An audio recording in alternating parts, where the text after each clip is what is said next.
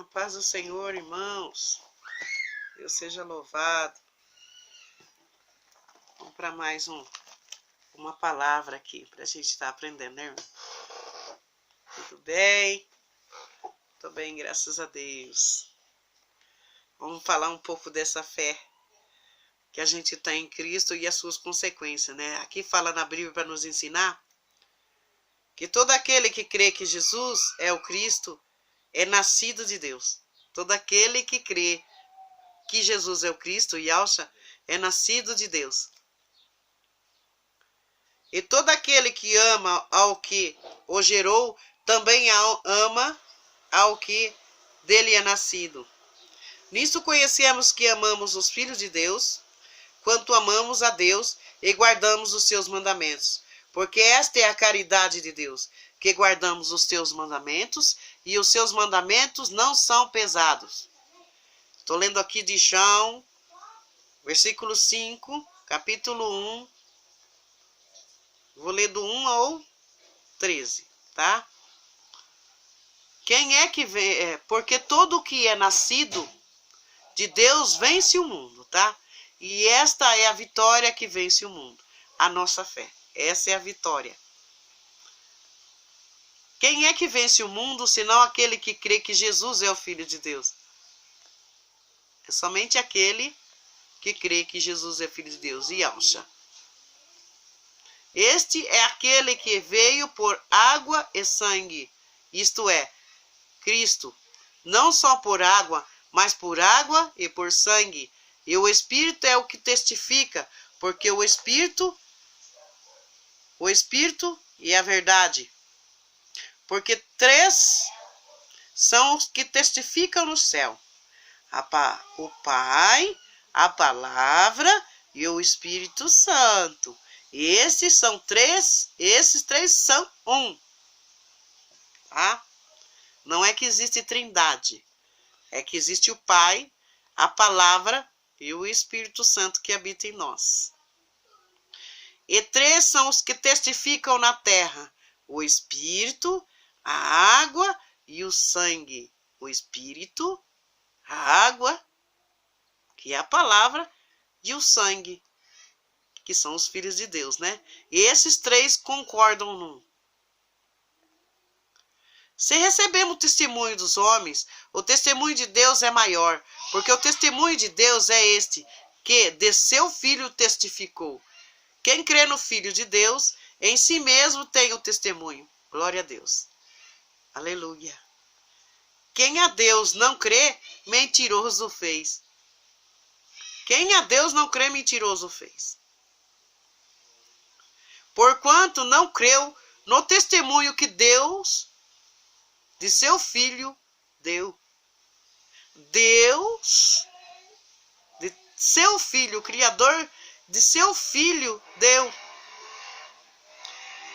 para nos salvar desses pecados que havia naquele tempo, né?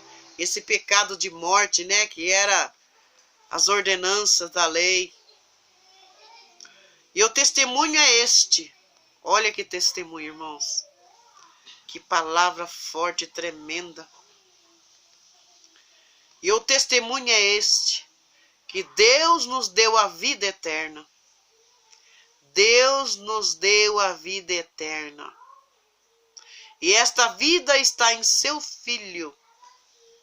Quem tem o Filho tem a vida. Quem não tem o Filho de Deus não tem a vida. Então tem que crer no Messias. Eles que crê, nós que cremos, temos a vida eterna. Somos mais que vencedores. A palavra, ela é firme, ela é concreta, ela é viva. Nós somos mais que vencedores, sim. Estas coisas vos escrevi para que saibais que tendes a vida eterna.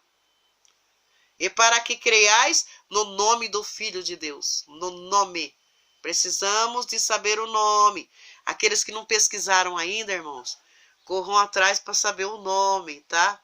O nome, porque sabemos que o nome que está aqui é um nome que foi, dizem, né, que foi traduzido em português, mas nome não se traduz. Nome não se traduz.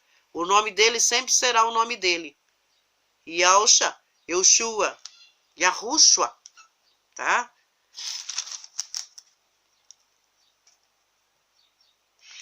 Eu vou ler um pouquinho aqui do Apocalipse, tá? Vou ler um pouquinho do Apocalipse e explicar alguma coisa para os irmãos. Bastante coisa que está aqui no Apocalipse. Mas todos os irmãos têm que saber que aqui tem alegorias, paradigmas, força de expressão, né? Que fala, né? Força de expressão. De alguns irmãos, do irmão João que estava escrevendo, né, o Apocalipse. Esse livro tinha sido selado, né, com 7 selos, somente o Cordeiro era digno de abri-lo. Somente o Cordeiro. Para fazer o juízo em Jerusalém, somente ele abriu esse selo, tá? Que está escrito aqui em Apocalipse. As cartas que foram escritas, eu vou ler aqui um pouco para os irmãos. Vamos ver aqui o Apocalipse. Que maravilha! Apocalipse quer dizer, em outra língua, se não me engano, é hebraica. Tá? Os irmãos pesquisando aí vão ver que é uma palavra hebraica. Apocalipse. A mesma palavra também falado de Lúcifer, né? É uma palavra, não é o nome. É uma palavra em latim, que quer dizer portador da luz. É uma palavra em latim que quer dizer portador da luz. Então vamos ler um pouco do Apocalipse. O título e assunto do livro Apocalipse aqui 1, versículo 1, tá, irmãos? Revelação de Jesus Cristo. Essa foi a revelação, é o nome que eu disse, que Apocalipse significa revelação. Em hebraico significa revelação, a qual Deus lhe deu, para mostrar aos servos as coisas que brevemente devem acontecer. Eram coisas que brevemente ia acontecer. Então, João aqui, ele está lá preso na ilha de Patmos, né? Ele está preso. E aí ele teve essa revelação por Cristo, né? Pelo Yahushua. E dizendo que brevemente deveria acontecer. Isso que está aqui. E pelo seu anjo as enviou e as notificou a João, seu servo, o qual testificou da palavra de Deus e do testemunho de Jesus Cristo e de tudo o que tem visto. Bem-aventurado aquele que lê e os que ouvem as palavras dessa profecia e guardam as coisas que nela estão escritas, porque o tempo está próximo. Então, João estava falando que esse tempo, essa revelação que foi dada para ele aqui, no Apocalipse, o tempo já estaria próximo, né? Então, cada um tem sua percepção de saber o que quer dizer que está próximo, que brevemente devem acontecer. O que significa? Brevemente ia demorar 2000 anos? Que o tempo estava próximo lá com ele, lá dentro da prisão, na ilha de Patmos. Esse tempo estava próximo, ia demorar tanto assim, porque próximo, para mim e muitos irmãos, é próximo. É coisa de pouco tempo, não de tantos anos, tá? Aqui também tem a confirmação que ele estava na ilha de Patmos, tá? Vamos continuar. Que é a fiel testemunha, o primogênito dos mortos e o príncipe dos reis da terra, aquele que nos ama e em seu sangue nos lavou dos nossos pecados. E nos fez reis e sacerdotes para Deus e seu Pai. Olha que maravilha. Olha que maravilha aqui. Eu dei uma puladinha aqui no versículo, mas vou voltar, tá? É muito interessante Apocalipse, é bom demais. Olha que maravilha. Dedicação a 7 igrejas da Ásia. Tinha 7 igrejas lá que tinham os irmãos cristãos, irmãos. Então ele teve essa revelação aqui por Cristo. João teve a revelação lá, preso na ilha de Patmos, para poder orientar os irmãos das 7 igrejas da Ásia. Vamos continuar. João, as 7 igrejas que está na Ásia, Graça e paz seja convosco da parte daquele que é, e que era, e que há de vir, e dos 7 espíritos que estão diante do seu trono. 7 espíritos que estão diante do seu trono. Tá balançando aqui, irmãos? Deixa eu mudar um pouquinho mais aqui. Para ficar um pouco mais claro, né? Fica mais claro que... Acho que deu agora para dar uma clareada, né? O sol tá bem baixo aqui. Espero que chova. Maravilha se chover, ô glórias. E os 7 espíritos que estão diante do seu trono. E da parte de Jesus Cristo...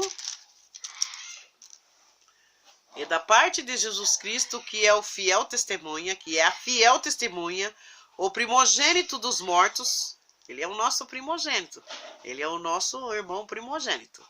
E Alcha é o nosso irmão, né?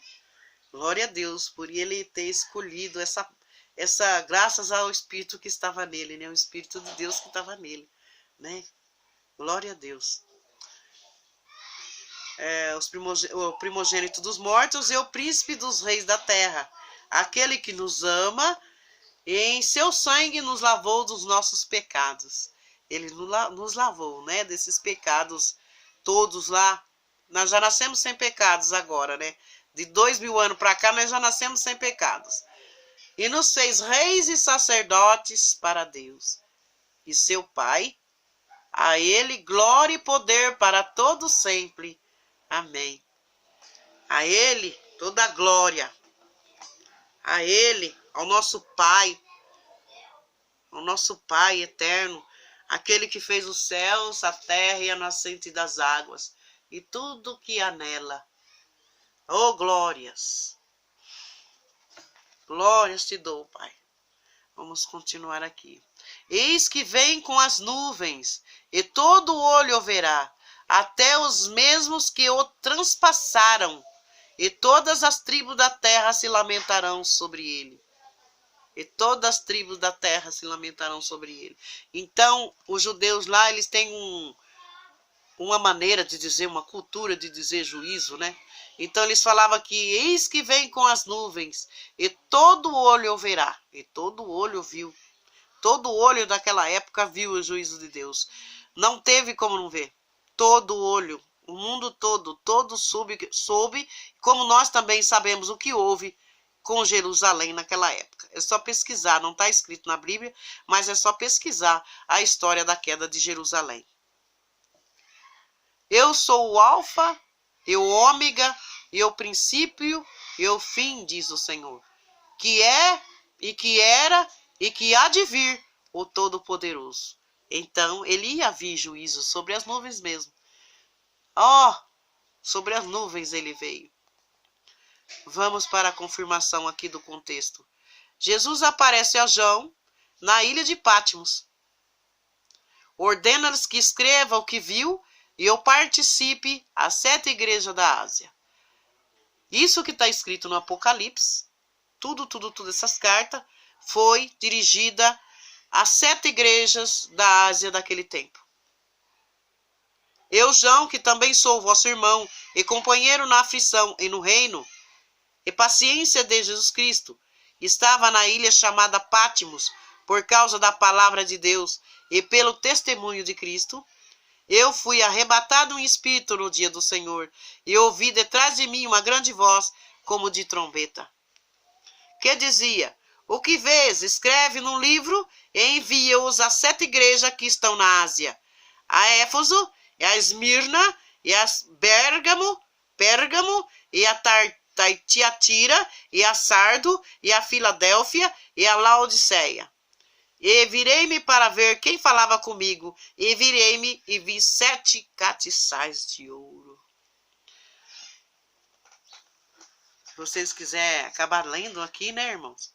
Vê aqui que a primeira carta aqui no 2º capítulo, né? Eu vou ler aqui o outro versículo, eu li até o 12. Eu vou ler Apocalipse 1:17 aqui. Eu, quando o vi, caí aos seus pés como morto, e ele pôs sobre mim a sua destra, dizendo-me: não temas, eu sou o primeiro e o último.